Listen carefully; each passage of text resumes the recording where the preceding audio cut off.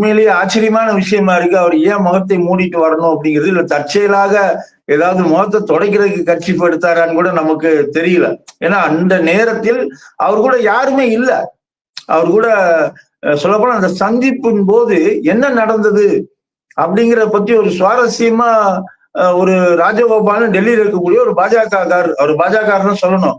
அவரை வந்து பல பேர்கள் அவரை கூப்பிடுவாங்க. ஆனா அவர் பாஜகக்காரர். அவர் ஒரு பேட்டியில என்ன சொல்றாரு அப்படின்னு சொன்னா, அமித்ஷா எடப்பாடி பழனிசாமியுடைய முதுகுல தட்டி கொடுத்து சொன்னாராம். இந்த மாதிரி நீங்க தான் முக்கிய மந்திரியா இருப்பீங்க அப்படின்னு சொல்லி, முதலமைச்சரா இருப்பீங்கன்னு தட்டி கொடுத்து சொன்னாருன்னு அவர் சொல்றாரு. அப்ப உள்ள நடந்தது எப்படி தெரியும் தெரியல. உள்ள என்ன சொல்றாங்கன்னா, இப்ப அமித்ஷாவுக்கு தமிழ் தெரியாது, எடப்பாடிக்கு ஹிந்தி தெரியாது. அப்ப ரெண்டு பேரும் எப்படி பேசிக்கிட்டாங்க அப்படின்னா, உள்ள ஒருத்தர் தமிழும் இந்தியும் தெரிந்த ஒரு மொழிபெயர்ப்பாளர் உள்ள இருந்தாரு அப்படிங்கிறாங்க. அவர் தான் இவரை முகத்தை மூடிக்கொண்டு போகும்போது எடுத்த போட்டோல அவர் பக்கத்துல அந்த கார்ல உட்கார்ந்துருக்கவர் தான் அந்த மொழிபெயர்ப்பாளர்னு சொல்றாங்க. இந்த மாதிரி விஷயங்கள்லாம் அதுல இருக்கு.